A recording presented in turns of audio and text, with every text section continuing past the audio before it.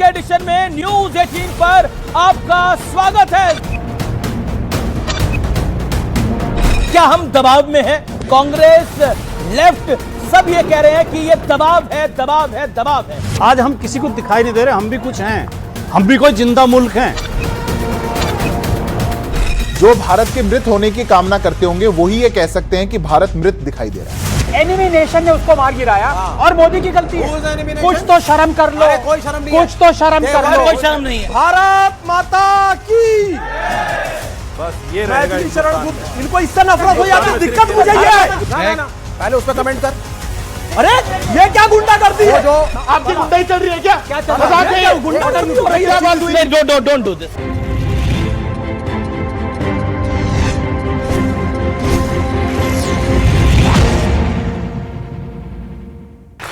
नमस्कार व्यूअर्स, मैं हूं अमीश देवगन और आप देख रहे हैं वीकेंड का सबसे भरोसेमंद प्रोग्राम। कल संसद के बजट सत्र के दूसरे चरण की शुरुआत हो रही है और टकराव का मुद्दा पहले ही तय हो चुका है।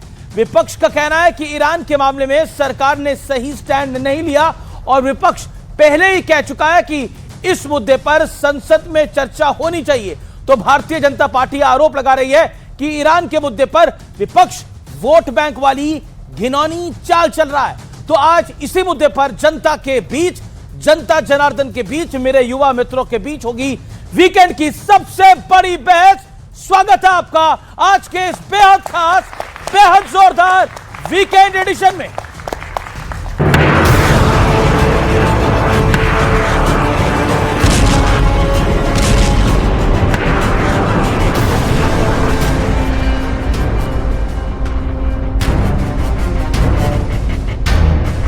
हमारे नेताओं को बहुत गंभीर और गहरी चिंता सता रही थी। हम लोग सब बहुत पजल्ड हैं, इस बात से बड़े कंफ्यूज्ड हैं कि सरकार को आखिर क्या हो गया है कि सरकार ने इतने बड़े घटनाक्रम के बाद भी चुप्पी साध ली। ईरान इजराइल युद्ध के बीच देसी सियासत में विपक्ष ने सरकार के खिलाफ सियासी जंग का मोर्चा खोल दिया है। हालांकि खुद पीएम मोदी ईरान इजराइल युद्ध शुरू होते ही भारत का स्टैंड साफ साफ बता चुके हैं, लेकिन कांग्रेस से लेकर ओवैसी और समाजवादी पार्टी तक सबको सियासत का बड़ा मौका मिल गया है। हमारा दोस्त था ईरान, मौत के ऊपर दो शब्द भी ना बोल सके। देश को उम्मीद नहीं थी कि इतना कमजोर प्रधानमंत्री मिलेगा। किस कदर डरे हुए हैं अमेरिका से, ऐसा डरा हुआ प्रधानमंत्री देश को मिला है। ईरान और इजराइल का युद्ध रुकवाना चाहिए मोदी जी ने। इतने बड़े नेता है मोदी जी, विश्व गुरु है। ऐसा नेता अब तक ना पैदा हुआ ना पैदा होगा इतिहास में। खमेनी साहब जवाहरलाल नेहरू के बहुत बड़े भक्त भी रहे हैं। क्या उसका गुस्सा है क्या मोदी जी को?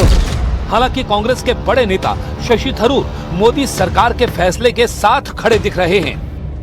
India has already called for de-escalation and diplomacy, which are the only ways forward. लेकिन इस सियासत के बीच भारत के लिए एक बड़ी गुड न्यूज आई है। सरकार ने तो पहले ही साफ कर दिया है कि देश में फिलहाल पेट्रोल डीजल के दाम नहीं बढ़ेंगे और अब ये भी साफ हो गया है कि भारत रूस से तेल खरीदता रहेगा।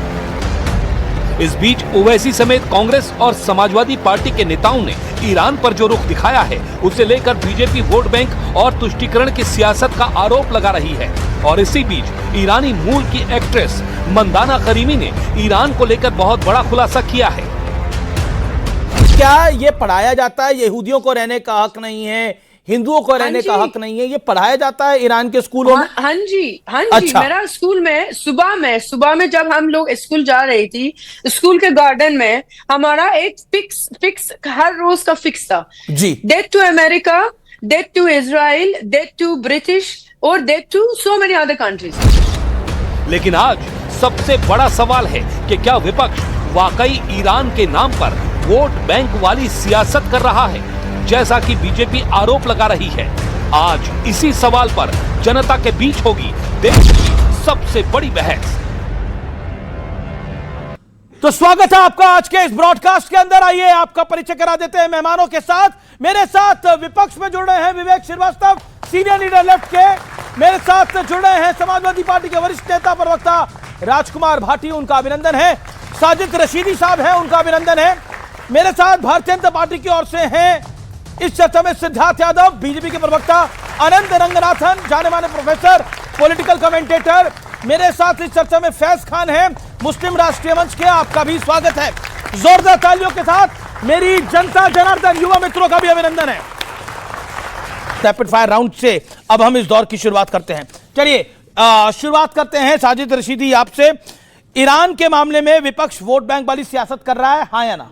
बिल्कुल बिल्कुल कर रहा है। ईरान की लड़ाई सिर्फ इजराइल से है या फिर इस्लामिक देशों से भी है?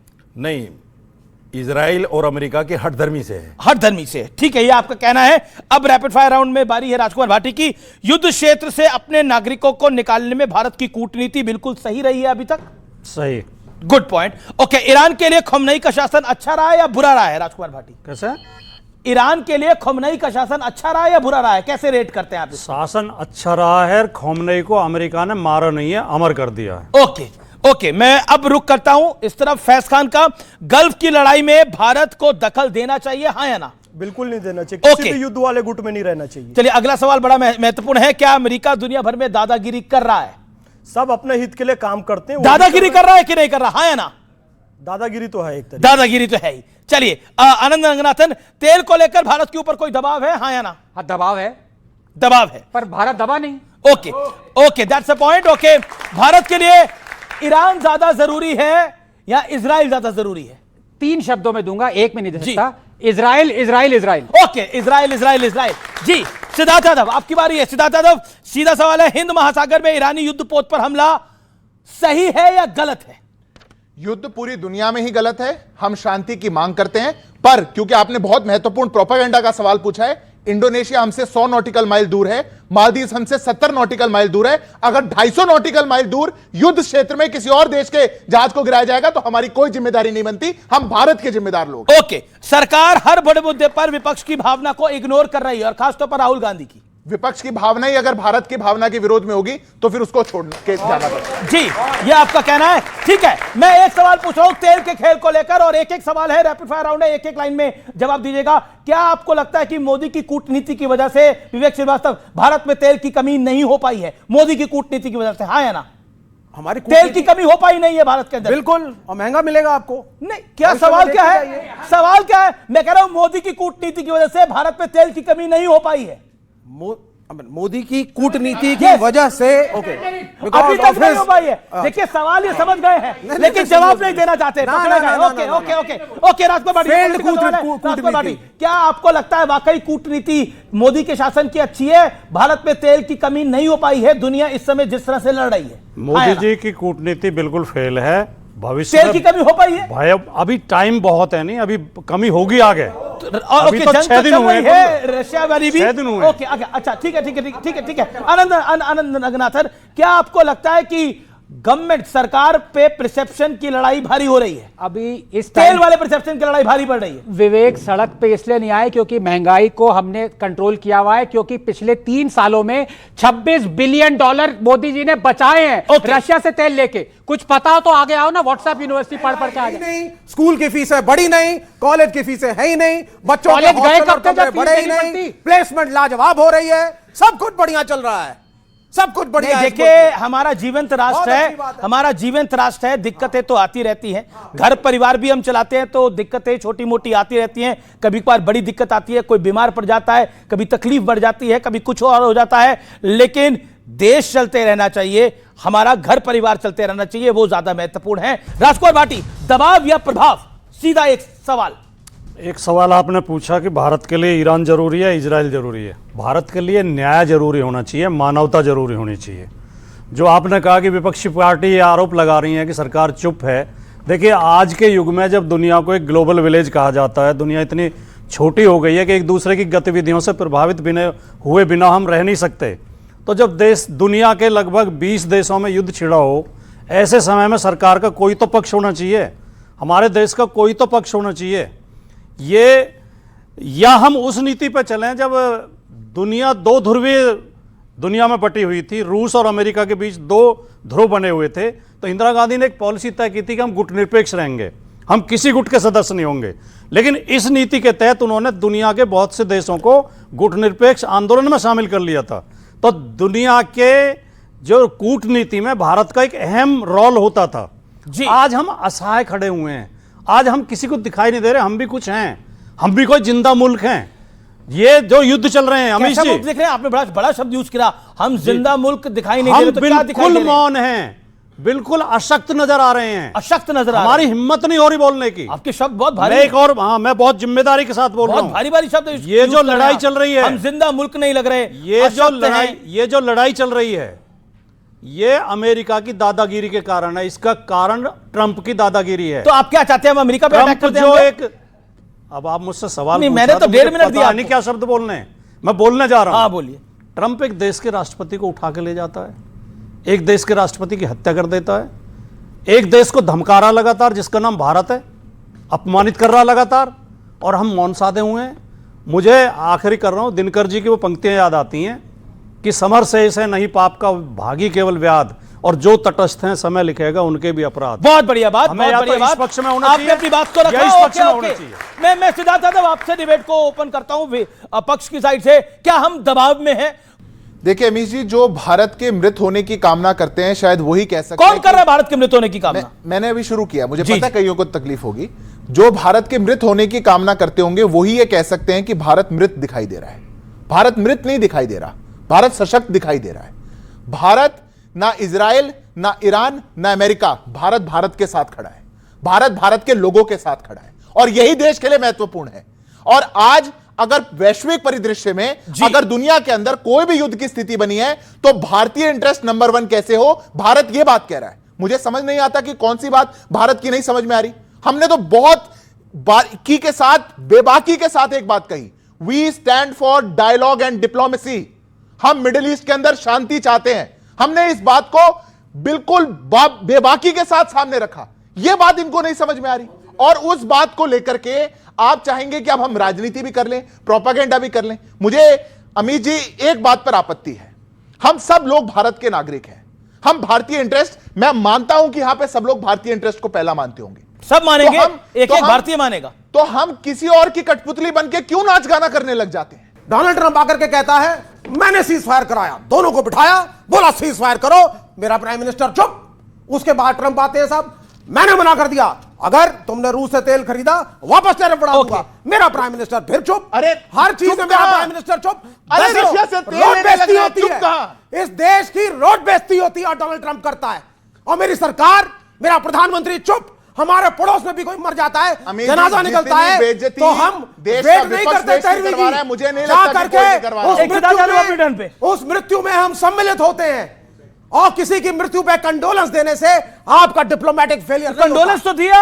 6 दिन बाद, 7 दिन बाद, तो क्या 13 दिन के पहले तो दे दिया? एब्सोल्युटली। अच्छा, एक बात बताइए, एक सेकंड, खमेनी तो मुसलमान था, वहां तो 13 दिन का रिवाज ही नहीं होता। बाबा मरा ना, एक इंसान मरा, एक मिनट, एक खमेनी मरा और एक देश का सुप्रीम लीडर था। हाँ, क्या उसका कंडोलेंस 24 घंटे के अंदर भारत से जाना चाहिए? हाँ या ना? आनंद रंगनाथन, ओके, मैं एक सेकंड, आनंद रंगनाथन, मेरे पास एक आंकड़ा है, क्योंकि बार बार तेल की बात हो रही है। दिसंबर 2025 में प्रतिदिन भारत ने 12 लाख बैरल से अधिक तेल रूस से लिया है। दिसंबर 2025, जनवरी 2026 प्रतिदिन 11 लाख बैरल से अधिक लिया है। फरवरी 2026 जब ट्रेड डील हो चुकी थी, 10 लाख बैरल से अधिक तेल लिया है। ये आंकड़े बता रहे हैं, और ये आंकड़े मेरे होममेड नहीं है, मैंने घर पे बैठ के नहीं बनाए हैं। ये आंकड़े जो हैं ये बकायदा सरकारी आंकड़े हैं, और ये आंकड़े हैं जो इंडियन ऑयल डिपार्टमेंट इशू करता है, वो आंकड़े हैं, और बहुत महत्वपूर्ण आंकड़े हैं। इसका मतलब भारत किसी दबाव या प्रभाव में नहीं था। ओके रंगनाथन जी, 6 दिन बाद कंडोलेंस करने के लिए गए, गलत किया, जवाब इस बात का? मैं मानता हूं गलत किया। गलत इसलिए किया कि कंडोलेंसेस नहीं देनी चाहिए थी, लेकिन 6 दिन बाद भी दी। ये भी एक मोदी जी ने मैसेज दिया। बाकी सारे जितने भी सो कॉल्ड ईरान के फ्रेंड्स थे या नहीं थे, कईयों ने नहीं दिया कंडोलेंस। जिन्होंने दिया वो कुछ घंटे पता लगने के बाद कि उनकी डेथ हो गई है, उसके बाद दिया। हमने 6 दिन तक वेट किया, और मैं नहीं देता कंडोलेंस, एक तीसरे ब्यूरोक्रेट को वहां भेज दिया कि आप लिख दो कंडोलेंस मैसेज। प्राइम मिनिस्टर या प्रेसिडेंट ने कंडोल नहीं किया।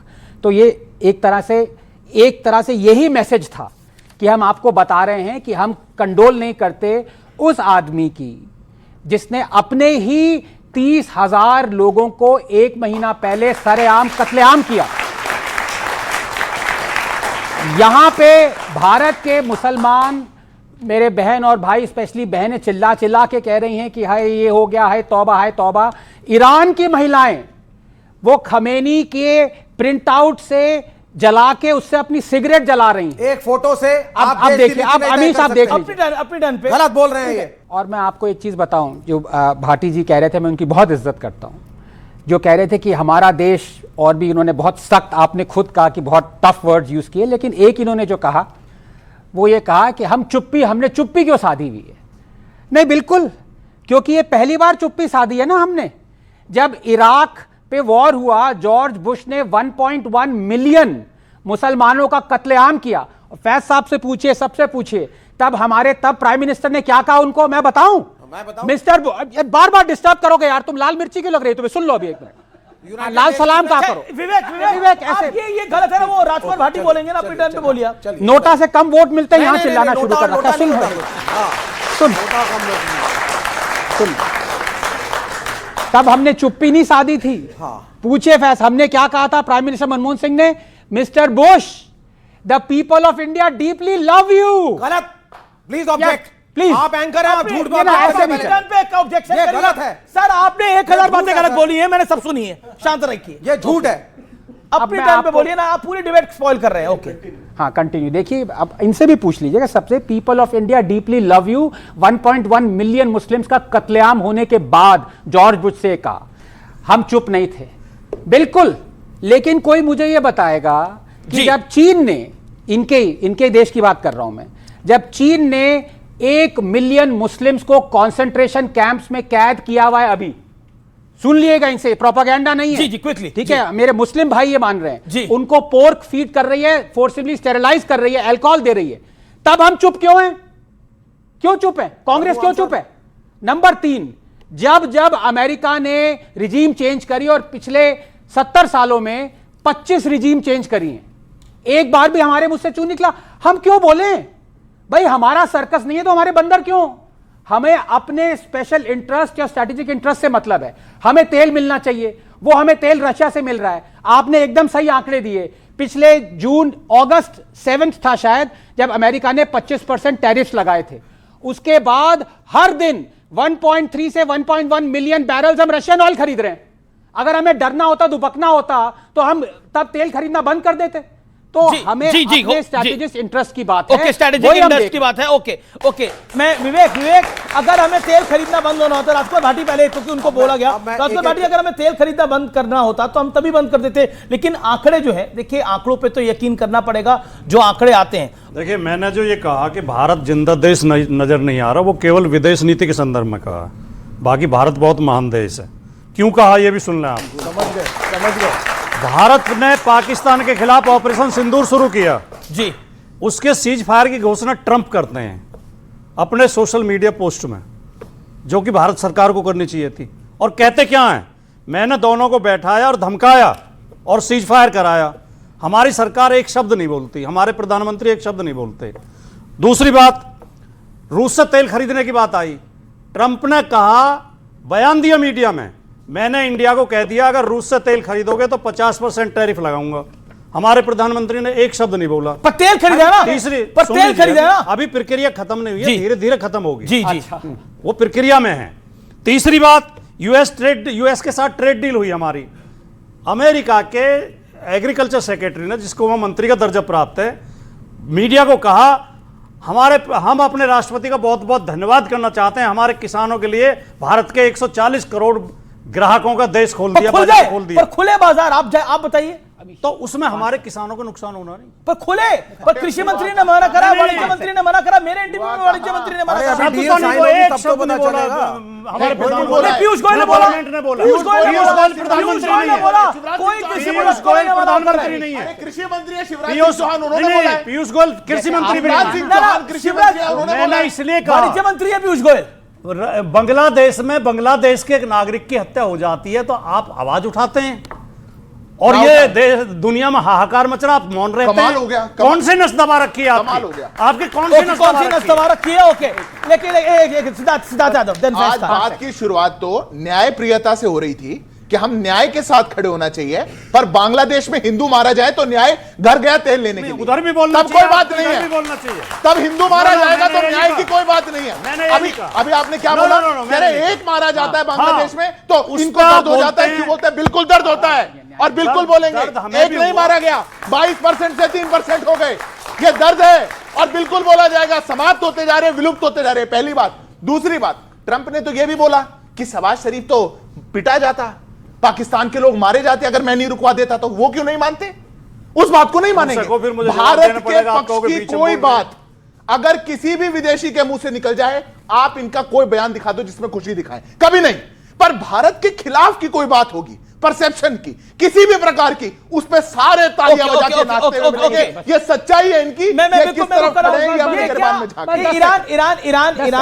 ईरान में बार बार ये हो रहा है कि मुसलमानों का वहां कत्लेआम हो रहा है, लेकिन वहां के लोग सेलिब्रेट भी कर रहे हैं खमेनी की डेथ को। मतलब वहां के लोग ही सेलिब्रेट कर रहे हैं उन खमेनी की डेथ को, क्योंकि आंकड़ा यह है कि 40,000 लोगों का जेनोसाइड कराया उसने। अब बताइए, बार बार कहा जाता है रमजान का पाक महीना चल रहा है, रमजान का पाक महीना चल रहा है, तो क्या ईरान ने सऊदी पे अटैक कर रहा है? ईरान अबू धाबी दुबई पे अटैक कर रहा है? ईरान कतर बहरीन पे अटैक कर रहा है? क्या वहां रमजान का पाक महीना नहीं चल रहा? बताइए। इससे खुशकिस्मत तो आप हैं, भारत में रह रहे, रमजान के पाक महीने में बिंदास बोलने के लिए आ रहे हैं। तो एक तो अपने अल्फाज ये बदल लीजिए कि ईरान जो है दुबई पे अटैक कर रहा है या बहरीन पे अटैक कर रहा है, वो अमेरिका के उन सैनिक अड्डों पे अटैक कर रहा है। दुबई अरे उनकी डन है, उनकी डन है। नो वन लगी मिर्ची, अपनी उत्तेजना पे बात रखियो। लगी।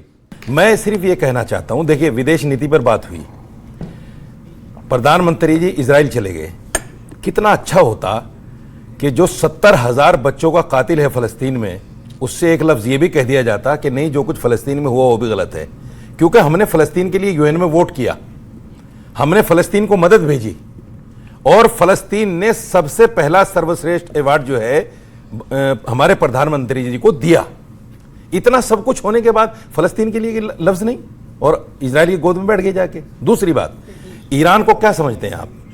ईरान ने तमाम तर पाबंदियों के बावजूद हमें तेल दिया, और इंडियन रुपीज में उसका भुगतान करने के लिए हमें छूट दी, इंडियन रुपीज में करो, और हमें एक बड़ा लंबा क्रेडिट पीरियड दिया, कोई बात नहीं कर देना बाद में। यह सब ईरान ने किया कि नहीं किया? जो देश तमाम तर पाबंदियों के बावजूद तेल देता हो और सस्ता तेल, सबसे सस्ता तेल देता हो, वो हमारा मित्र नहीं है क्या? जिस देश ने, अच्छा आपको सुनिए, एक 2 मिनट बोल लिया, 10 सेकंड पूरी कर लो। आप क्यों कह रहे हैं कि दुबई का नाम ना लीजिए, अबू धाबी का नाम ना लीजिए? क्या नहीं करा अटैक? क्या मैं जवाब दूंगा आपको, 10 सेकंड फैज खान आएंगे फिर। 10 सेकंड पूरी। हाँ 20 सेकंड भेजिए। ओआईसी के तमाम मुल्क जी कश्मीर के लिए भारत के खिलाफ थे। अच्छा, ईरान एक वाहिद मुल्क था जो कश्मीर के लिए भारत के साथ खड़ा हुआ था। ये गलत बात है वैसे? नहीं, बिल्कुल गलत नहीं है, बिल्कुल गलत नहीं है। आपको तो मेरी सारी बात गलत लगी, मेरे को जो बात गलत लगी मैंने गलत बोली। ओके फैज सर, अमीश भाई, मेरी नहीं, जितने विपक्ष में खड़े हैं सबकी बात आपको गलत लगेगी, सबकी गलत लगेगी। अरे 370 सबकी गलत लगेगी भाई, उसमें आग उगल रहा था ईरान, खमेनी ने बयान दिया था। आप 186 क्या बयान दिया था खमेनी ने, है पता आपको? अरे मैं पूरी तो कर लूं। खमेनी का ट्वीट है 5 मार्च 2020 का, heart of Muslims all over the world are grieving over the massacre of Muslims in India. 370 हटने के बाद, और वो कह रहा है कि गवर्नमेंट ऑफ इंडिया को आगे आना चाहिए और इसको रोकना चाहिए, नहीं तो सब मुसलमानों को आगे आना चाहिए। उस खमेनी के लिए, किस खमेनी के लिए? अरे प्रेम भी थोड़ा सा वहां निकालिए जो भारत के साथ। अमीश भाई, मेरा थोड़ा सा मन में इनसे ये पूछिए कि खमेनी के मरने पर इनको अफसोस नहीं है क्या? मैं एक आम आदमी था, छोड़िए। ओके फैज खान, एक आम आदमी क्वेश्चन मैं पूछ रहा हूं, एक क्वेश्चन मैं पूछ रहा हूं। 2005 जबकि में, 8 में और 9 में अरे भारत ने ईरान के खिलाफ वोट किया। अरे सवाल आप तो पूरा सरकार के सुन लो। समर्थक थे, सवाल तब तो दुख नहीं पूरा हुआ? कर लो यार। अरे सवाल तो पूरा सुन लो। अरे प्रश्न का ही प्रश्न है। अटल बिहारी वाजपेयी के बाद में, उनके इंतकाल के बाद में, ईरान के विदेश मंत्री ने बाकायदा कंडोलेंस किया। शर्म आती है कुछ? ओके फैज खान, शर्म आती है? फैज खान, शर्म आती है? भारत माता की।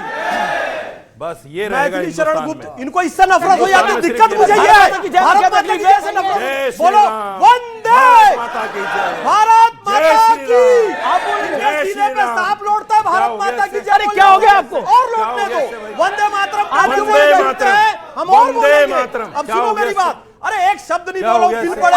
अपीडन पे बोल रहे हैं। बोलना आता नहीं है, जय श्री राम के नारे लगा दो। अपनी वाणी को प्रारंभ करता हूं। जो भरा नहीं है भावों से बहती, जिसमें रसधार नहीं, वह हृदय नहीं है, पत्थर है जिसमें स्वदेश हम का मुशायरा प्यार सुन नहीं। लो। जो देश मुशायरा हित सुन में लो। सबसे पहले होगा वही किया जाएगा। और भारत मुर्दा नहीं, जिंदा मुल्क है। और एक भारतीय मुसलमान होने के नाते बताना चाहूंगा कि फॉरेन पॉलिसी में भी भारत जिंदा मुल्क है, क्योंकि आज 56 मुस्लिम देश हैं। रमजान का महीना चल रहा है, ना कोई ठीक से रोजा रख पा रहा है, अफ्तार कर पा रहा है, सहरी कर पा रहा है, तरावी पढ़ पा रहा है। सिर्फ और सिर्फ भारत का मुसलमान है जो रोजा भी रख रहा है, नमाज भी पढ़ रहा है, अफ्तारी भी कर रहा है, बिकॉज ऑफ कुशल विदेश नीति ऑफ प्रधानमंत्री नरेंद्र मोदी जी। और ध्यान से सुनिए, क्यों नहीं बोल रहे, कब कहां क्या बोलना है यह भी कूटनीति का अंग होता है, और कहां चुप रहना है यह भी कूटनीति का अंग होता है। कुछ लोग भारत में खामनेई को अपना धार्मिक गुरु मानते हैं। ठीक है, आप मानते हैं, आप गम कीजिए, लेकिन भाई गम मनाते मनाते आप ऐसा ना कर दो कि भारत एक गंदा मुल्क है। ईरान की महिलाएं गंदी हैं, उनको गंदा मुल्क चाहिए तो भारत आओ। प्रदर्शन करते करते भारतीय सेना पे पत्थरबाजी नहीं करो, प्रदर्शन करते करते इंडियन आर्मी पे हमला नहीं करो, प्रदर्शन करते करते अपने देश की संपत्ति को नुकसान नहीं पहुंचाओ। जिस खैमने की रहबरी की बात हो रही है, ईरानियन एक्ट्रेस है, ईरानियन एक्ट्रेस ने क्या बयान दिया? उन्होंने बोला कि death to Israel, death to America, ये पढ़ाया जाता है हमें ईरान के स्कूल के अंदर, और जूइश जिंदा नहीं रहने चाहिए, बाकी कोई कौम जिंदा नहीं रहनी चाहिए, ये पढ़ाया जाता था हमें ईरान के स्कूल में। और उसने क्या बोला, और उस एक्ट्रेस ने क्या बोला भारत के मुसलमानों के लिए, ये सुनने वाला है। आइए सुनते हैं एक बारी। प्राइम मिनिस्टर नरेंद्र मोदी को आप क्या कहना चाहेंगी इस समय? Thank you for keeping me safe, because I haven't shared details of what I'm going through India right now because of वो जो मुसलमान लोग हैं मुझे अटैक कर रही है। If it wasn't because Narendra Modi ji, I would not be safe as we speak and stay in India. Thank you for keeping me safe. जी, इंडियन मुस्लिम्स आपको लगता है लकी हैं जो हिंदुस्तान में रह रहे हैं, भारतीय मुसलमान? Of course. ईरान में अगर जैसा अभी दिल्ली में हुआ था इन support of Khamenei, if we go to street in against of the regime, 1,000 people get killed and murdered and executed. वो कह रही है कि दिल्ली के अंदर ईरानियन एक्ट्रेस है, वो कह रही है कि दिल्ली के अंदर जो खैमनाई के लिए निकला, जो खैमनाई के लिए नारे लगाए गए थे, लखनऊ में जो नारे लगाए गए, बाराबंकी में, कि हर घर से खैमनाई निकलेगा, अगर हम नारे लगाते तो हजारों की संख्या में मार गिरा जाता, और हर घर से खैमनाई निकलेगा, क्या करेगा फिर आकर? सुनिए, ये प्रोपोगेंडा, ये इतना नीच देश है ईरान, ये आज पता लगा इंडिया को। मेरे प्राइम मिनिस्टर को सर बोलने दीजिए जरा, ये ईरानियन है, 2 मिनट सुन लीजिए। इंडिया की बात ईरानियन कह रहा है भाई, मैं कह रहा हूं ना, ईरानियन है ना। ये हमें आज इंडिया को पता चला कि ईरान इतनी बुरी जगह है। इनको 2020 का एग्जांपल दे रहे थे, 5 साल तक मोदी को नहीं पता चला कि ईरान इतना बड़ा विलन देश है। सच्चाई है, 160 बच्चियां 7 साल से 12 साल की उम्र की, उनके ऊपर बम फोड़ा गया, उनको शहीद किया गया, सारा ईरान एक साथ खड़ा है। और वो औरतें जो अपने, अरे छोड़ो इसको, वो औरतें जो अपने बोला, बिल्कुल शी इज अ प्रोपेगेंडिस्ट है वो। अच्छा, और मतलब वहां पर जो 40,000 लोगों का जेनोसाइड हुआ, वो प्रोपेगेंडा कर रहे थे। नहीं, वो औरतें जो हिजाब के लिए लड़ रही थी, वो भी खामेनेई के साथ है। एंड यस, अमेरिका मुर्दाबाद एंड ईरान बब्बर शेर, वो लड़ रहा है, 14 मुल्कों के साथ लड़ रहा है, अमेरिका से लड़ रहा है, इजराइल से लड़ रहा है, उसमें ब्रेवरी है। मेरा प्रधानमंत्री, मेरी सरकार कंबल ओढ़ के मुंह छुपा के भागा है। ये लोग कह रहे हैं कि इंडिया जो है न्याय से चलेगा, तो इंडिया का न्याय कहां चुप्पी साध लेता है जब 1 मिलियन मुसलमान चाइना ने कंसंट्रेशन कैंप्स में। सब प्रोपेगेंडा है, झूठ। विवेक आप हर कमेंट के बाद बोलेंगे, should he leave debate? Okay, आप क्या चाहते हैं, चले जाए छोड़कर? ये जो भी चाहते हैं, देश नहीं चाहता वो। हाँ, अब सुनिए मेरी बात जाके देखिए, वो कह रहे हैं इजराइल में कितने मंदिर हैं, बताते जरा। बहुत सारे मंदिर हैं इजराइल में। इजराइल में हाँ मंदिर, और बहुत सारे ऐसे मंदिर हैं जो कि अभी तक टूटे नहीं है। इंडिया में जो मंदिर है वो तो तोड़ दिए जाते हैं। इजराइल में कम से कम मंदिर तोड़े तो नहीं जाते। इजराइल में कम से कम एक मंदिर के ऊपर मॉस्क तो नहीं बनाई जाती। यहाँ पे तो कम से कम आप जाइए काशी विश्वनाथ, आप काशी विश्वनाथ मिलना चाहिए हिंदुओं को वापस कि नहीं, बताइए। ये कौन सी डिबेट है? मिलना चाहिए। नहीं, आप नहीं कर रहे ना, कोई काम नहीं। आप मंदिर की बात आपने करी, मंदिर की बात किसने करी? हिंदू मुसलमान करो, देखिए हिंदू मुसलमान करो, देखिए अब ये कोई बात ही नहीं है। देखिए अभी जो मोदी की दुश्मनी जो है ना, मैं आपको साफ बताता हूं, ये देश की दुश्मनी में बदल गई है। और इसका मैं आपको एग्जांपल दूं, अब एक शिप जो है इरानियन शिप, उसको अमेरिका ने मार गिराया। मैं एक एनालॉजी देता हूं, जो कह रहे हैं ना मोदी झुक गया मोदी। आपने मुझे एक हफ्ता पहले शादी में बुलाया था, आपकी अपनी शादी नहीं थी, आपने शादी में बुलाया था, 80 मेहमान थे, मैं भी था। मैं गाड़ी में गया, आपके ड्राइववे में मैंने अपनी गाड़ी पार्क करी, शादी अटेंड करी, थैंक यू बोला, चला गया। आप मेरे होस्ट थे, मैं आपका गेस्ट था। एक हफ्ते बाद आज मेरी गाड़ी दिल्ली की पब्लिक सड़क से चोरी हो गई, मैं आपको ब्लेम करूंगा क्या? आपको कहूंगा आप मेरी गाड़ी वापस लाइए। ये एनालॉजी है। ईरान का एक शिप था, आर्म्ड था, सर्वेलेंस कर रहा होगा, वो इंटरनेशनल वाटर्स में, इंडिया का ईईजेड नहीं है, इंडिया का मैरीटाइम बॉर्डर नहीं है, उसने हमें एसओएस नहीं भेजा। हमारा जो कंट्रोल है इंडियन ओशन में वो 3.2% ऑफ 97.2% एरिया हमारे कंट्रोल में नहीं है। हमसे कोई लेना देना नहीं है। एनिमी नेशन ने उसको मार गिराया और मोदी की गलती है। कुछ तो शर्म कर लो, कोई शर्म नहीं है। कुछ तो शर्म कर लो। कोई शर्म नहीं है, वो तो पता ही है। शर्म क्यों नहीं है? क्यों शर्म नहीं है? शर्म इसलिए नहीं है क्योंकि भगत सिंह को मानता हूं। अरे बता, नहीं है शर्म, नहीं है शर्म। भगत सिंह को मानता हूं, इसलिए इसको एडिट कर लो, ये घबरा जाएंगे। को मानता हूं, चंद्रशेखर आजाद को मानता हूं, सुभाष चंद्र बोस को मानता हूं। वो सुभाष चंद्र बोस की सच्चाई के लिए लड़ना था। ये डिप्लोमेटिक चाटुकार जासूसी, ट्रंप के यहाँ पे शांति शांति ट्रंप के चरण स्पर्श करके वापस आते हैं और यहां आकर के हिंदू मुसलमान करते हैं। एक सेकंड, मेरा रिक्वेस्ट है। उन्होंने बोला आपको शर्म नहीं, आपने बोला बिल्कुल हमें शर्म नहीं। आप बेशर्म, आप बेशर्म क्यों हैं? आप बेशर्म क्यों हैं? आज के मोदी के भारत में और आनंद रंगनाथन और हमारे मित्र सिद्धार्थ यादव जी के जैसे लोग, इनके लिए अगर आप मोदी को नहीं मानते, हिंदू मुसलमान नहीं करते, तो आप में शर्म नहीं। अच्छा एक बात बताइए, ये जो ईरान में हो रहा है इसमें हिंदू मुसलमान का क्या चक्कर है? ये तो मुसलमान का चक्कर पड़ रहा हुआ है। ये ईरान में जो हो रहा है इसमें हिंदू मुसलमान का कोई, एक सेकंड, ये इसमें हिंदू मुसलमान का कोई चक्कर नहीं है। अब ईरान सऊदी पे मिसाइल दागे, अब ईरान मिसाइल दागे दुबई पर, ईरान मिसाइल दागे अबू धाबी पर, ईरान मिसाइल दाग रहा है बहरीन पर, कतर पर। अब इसके अंदर हिंदू मुसलमान कहां से? कमाल की बात है। You have to take sides. Bahrain में और दुबई में मेरे अपने लोग रहते हैं, मेरे अपने रिलेटिव, मेरे पहचान के, मेरे दोस्त लोग। आवासीय बिल्डिंग्स पे बम गिराया जा रहा है। वीडियो मेरे पास है, दिखा नहीं सकता बिकॉज उन्होंने कहा है भाई ये पर्सनल वीडियो गवर्नमेंट ने मना किया हुआ। नहीं मानता मैं। जहां लोग रह रहे हैं वहां पर बम गिरा रहे हैं और बुर्ज अरब को गिराने की साजिश रची गई, बुर्ज खलीफा को गिराने की साजिश रची गई, जो अपार्टमेंट है वहां पर मिसाइल मारी गई है। पता ही चला कि अमेरिकी पैसा इसलिए मिसाइल नहीं मार रहे हैं। अरे भाई वहां पर भी मुसलमान रहते हैं। और सूडान में समस्या है, सारे मुसलमान। सोमालिया में समस्या है, सारे मुसलमान। सीरिया में समस्या है, सारे मुसलमान। पाकिस्तान में सारे मुसलमान। सुन्नी शिया की समस्या है, सारे मुसलमान। ईरान में, सऊदी अरब में, बहरीन में, फिर भी कोई सुरक्षित नहीं है। पता चला बहुत गलत बात है, आपने बहुत गलत बात करी है। नहीं, दिस इज नॉट डन। एक सेकंड, आप अपनी बात को रखिए। आप किसी भी ऑडियंस में किसी को पॉइंट आउट करके नहीं बोल सकते। He has his right to make his point. Yes. अरे आनंद सर ना पहले उसमें कमेंट कर। अरे ये क्या गुंडा करती है? ये क्या करती है? सर ओके, विवेक तानाशाही चल रही है। This is democratic nation. Faith के लिए बोल रहा बोल को नहीं कहना कि उस पे बोलो। आपकी गुंडाई चल रही है क्या? क्या चल रहा है? Don't do this. नहीं, डोंट। आप अपने टर्न पे चलिए। Who are you? ओके, आप अपनी बात कर रहे हैं सीधा सीधा। देखिए एक सेकंड, वो गुंडागर्दी क्यों चलेगी भाई आपकी? ये अपने बात को रखने के लिए स्वतंत्र है।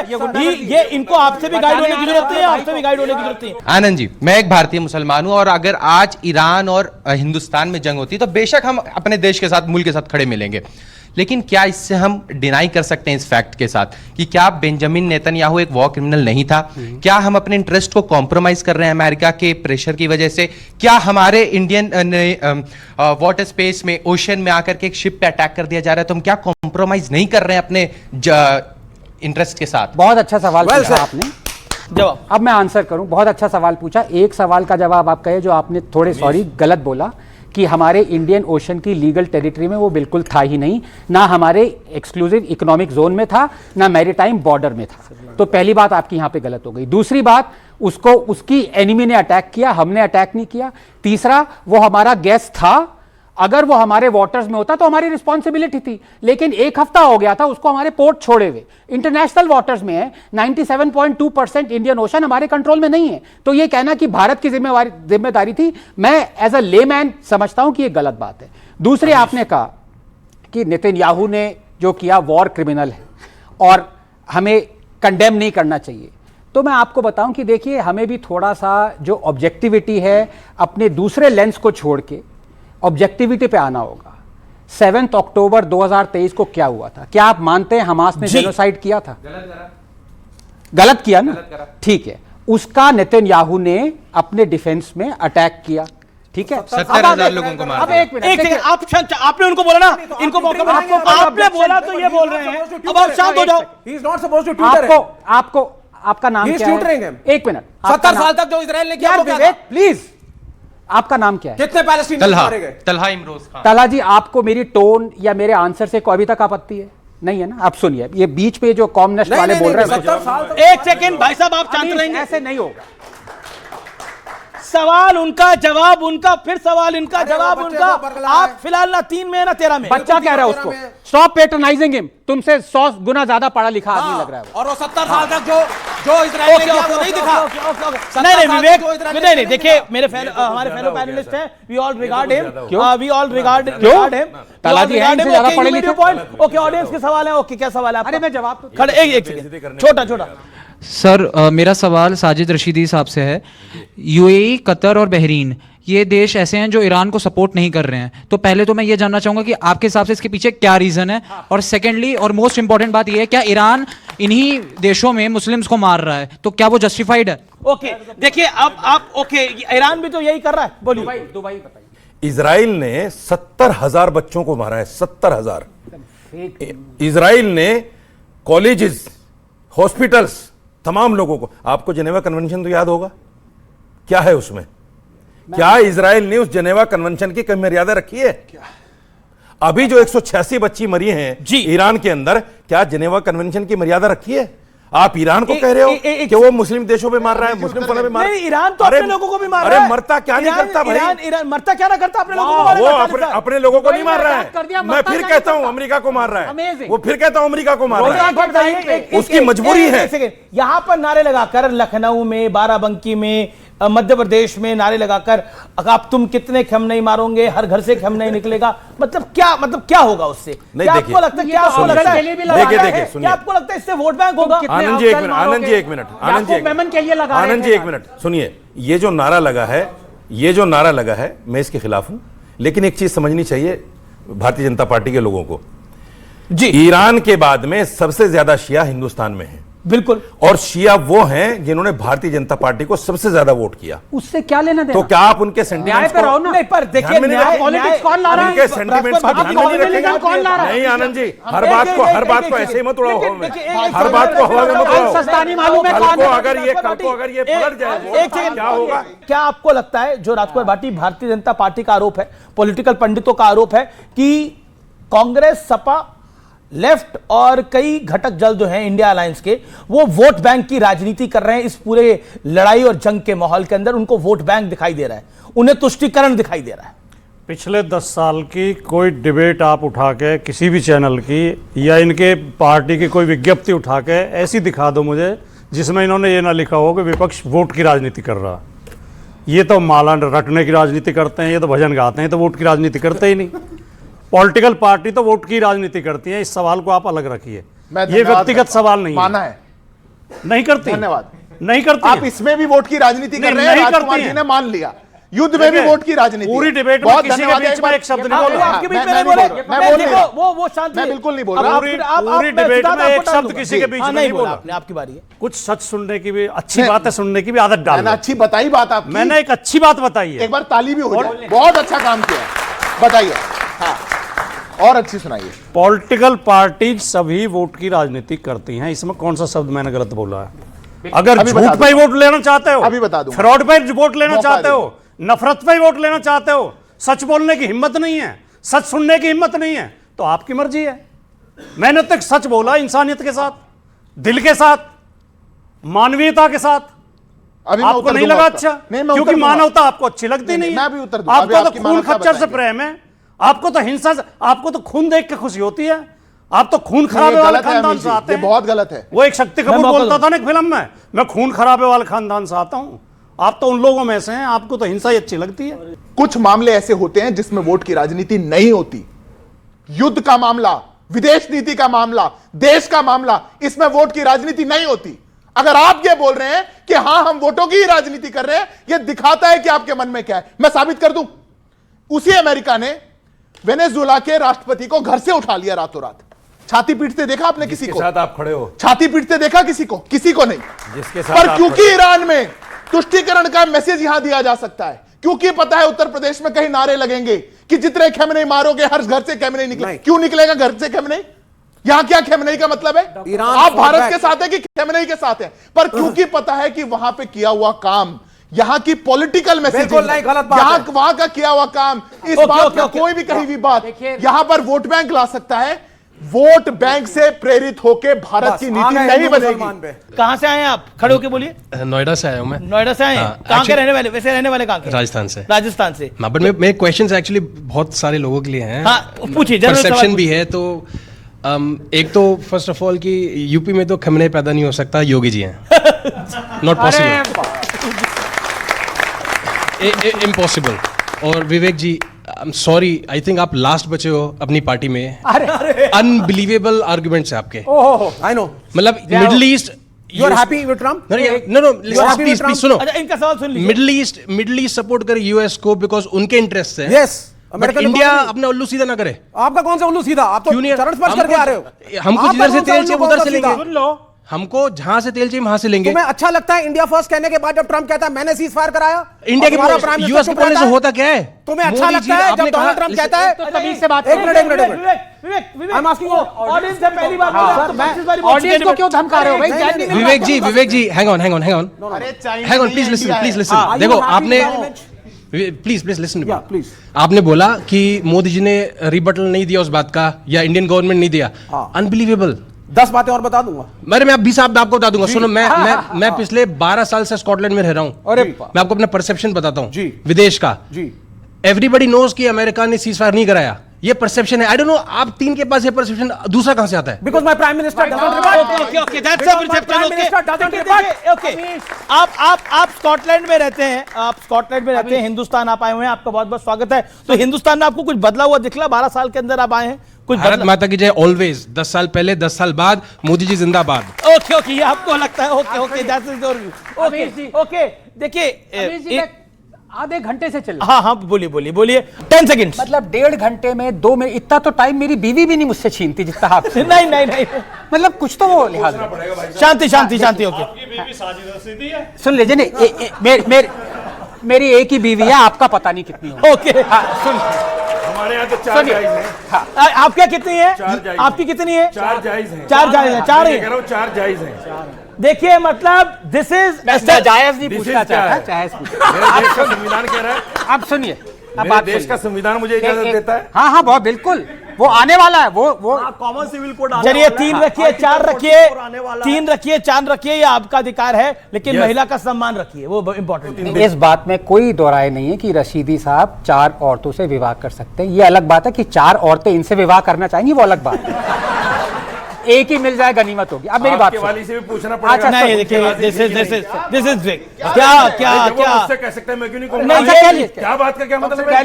अजीब बात है। अब मैं बोल दूं, कोई भी हिंदुस्तानी मुसलमान की निष्ठा पहले अपने धर्म के प्रति होती है, अपने जिस देश में वो रहता है उसके प्रति नहीं होती है। अब ये चीखने चिल्लाने लगेंगे कि ये कैसे कह दिया, कम्युनल बिगट। ये बताऊं किसने कहा था? Doctor BR Ambedkar. गाली दे दो उनको, 2 गाली, रशीदी दो गाली, 2। अम्बेडकर जी ने सही कहा था। है मत। एक मिनट, ये पढ़ा कि नहीं पढ़ा? अरे देश में ये तो पढ़ा होगा, ये भी नहीं पढ़ा, ये भी नहीं पढ़ा, ये बोल रहा, ये पढ़ा है कि नहीं पढ़ा? बोलने तो दो। हाँ, बोलिए। देश में 4 बड़े शंकराचार्य हैं। आगे बस एक शंकराचार्य हैं अभिमुक्त। अरे पहले बोलो, अम्बेडकर ने कहा कि नहीं कहा? अरे सुनो ना, अम्बेडकर जी में रहिए ना, अम्बेडकर क्यों नहीं बोल रहे? हिंदू बोले ठीक है, नहीं अम्बेडकर में बोलो। अम्बेडकर जी ने सही बोला कि गलत बोला? बोलो, अम्बेडकर जी ने सही बोला कि गलत बोला? बोलो। हाँ बोली, मैं बोल लूं? बोलो ना, नहीं आप नहीं बोलने दे रहे हो। बोलिए बोलिए। अम्बेडकर के अगर हिंदू बोले कि गीता मेरे लिए पहले है तो ठीक है, मुसलमान बोल दे कुरान मेरे लिए पहले, वो गलत है। ये कौन सी थ्योरी है भाई? अम्बेडकर गलत थे जो बोला उन्होंने? अम्बेडकर गलत थे या सही थे? आज संविधान क्या कहता है? मेरा संविधान ये कहता है अपने धर्म पर अमल करो, उसका प्रचार प्रसार करो। मेरा संविधान ये देखिए, आपने बोला हिंदू बोले, ये हिंदू है, आप गीता को पहले रखते हैं संविधान को? नहीं, मैं तो संविधान को पहले रखता। ठीक है, अब बताइए जवाब। इन्होंने बोला मैं तो संविधान, अब आप बता दीजिए, अब जवाब दीजिए, किसको पहले रखते हैं? ये तो क्या हुआ? तो ये भी कहते हैं कि मैं किसी धर्म को नहीं मानता। बंद हो गए आप? नहीं तो ये रोजा रखिए, ये लो, अब बताओ क्या करोगे? तो अब बताइए, ये आप क्या करोगे? ये तो हिंदू है, इनकी तो कोई किताब ही नहीं जो किसी धर्म को नहीं मानते। ये तो उससे पूछो ना जिसकी किताब है। अच्छा ये हिंदू नहीं है क्या? वो कह रहे हैं मैं नहीं मानता किसी धर्म को। आप हिंदू नहीं है क्या? जबरदस्ती करोगे? मैं हिंदू हूँ, मैं गीता का भी सम्मान करता हूँ। आप हिंदू हूँ, मैं हिंदू, आप हिंदू नहीं मान रहे? मैंने कब कहा मैं हिंदू नहीं? मैंने ये कहा कि वो किसी धर्म को नहीं मानते। अगर मैं गलत हूं तो पूछ लो। आप पूछो शंकराचार्य से। आप पूछो शंकराचार्य से। फाइनल राउंड, ऑडियंस सवाल, 2-3 सवाल फटाफट लूंगा मैं। ओके, क्या पॉइंट है आपका? सर मेरा 2 क्वेश्चंस है, one is to Vivek sir and one is to Anand sir. First question is sir, आप अगर सपोज हाइपोथेटिकली आप प्राइम मिनिस्टर हैं हमारे, तो आप किसी भी क्वेश्चन का जवाब लॉजिकली देंगे या फिर इमोशनली देंगे? अरे बहुत कॉम्बिनेशन ऑफ इनकी देखिए, मैं मतलब ये बहुत हाइपोथेटिकल है ना इनकी सरकार आएगी ना कोई प्रधानमंत्री बनेगा, ये बहुत दूर की बात है। ये सवाल यहाँ अवॉइड हो जाता है। Okay okay okay okay okay okay, क्या सवाल है जिसने नहीं पूछा? ओके सर बेसिकली मेरा ये सवाल था कि अगर आप ईरान के लिए कर रहे हैं तो बलूचिस्तान में भी तो मुसलमान मरते हैं, उनके लिए क्यों नहीं बोलते हैं? ओके, बलूचिस्तान में भी तो मुसलमान। विवेक जवाब, विवेक जवाब। मैंने मुझसे पूछा बच्चे ने। चाइना में मैं ये कहता हूँ, सुनिए, पहलगाम हमले के बाद में मैं पहला आदमी था जिसने प्राइम मिनिस्टर को कहा कि पाकिस्तान को दुनिया के नक्शे से खत्म कर दो। मैं पहला आदमी था। चीन को खत्म करना चाहिए? क्या बोलेंगे आप? नहीं, 1 मिलियन बलूचिस्तान को नहीं चाहते आप? बलूचिस्तान की बात करते हो, हम तो पाकिस्तान को नहीं चाहते। ओके ओके, एक सेकंड, क्या सर आप भारत के हो, क्या आपको अपने प्रधानमंत्री पे थोड़ा भी भरोसा नहीं? नहीं तो सर आप भारत ही छोड़ दो फिर, जब आपको भरोसा ही नहीं है तो मेरा मुल्क है, मोदी का मुल्क है। थोड़ा तो भरोसा करना पड़ेगा ना आपको। अगर मेरा प्राइम मिनिस्टर, अगर मेरा चाइना को क्यों छोड़ दे भाई? मेरे देश की इज्जत को मतलब आपको नहीं हूँ। आप भारतीय हैं तो भारत के प्रधानमंत्री पे तो भरोसा करिए, कम से कम ये कहना है ऑडियंस का यहाँ पर। नमस्कार, आपने इस कार्यक्रम को देखा, बहुत बहुत धन्यवाद। छुटपुट राजनीति के लिए देश का नुकसान ना करें।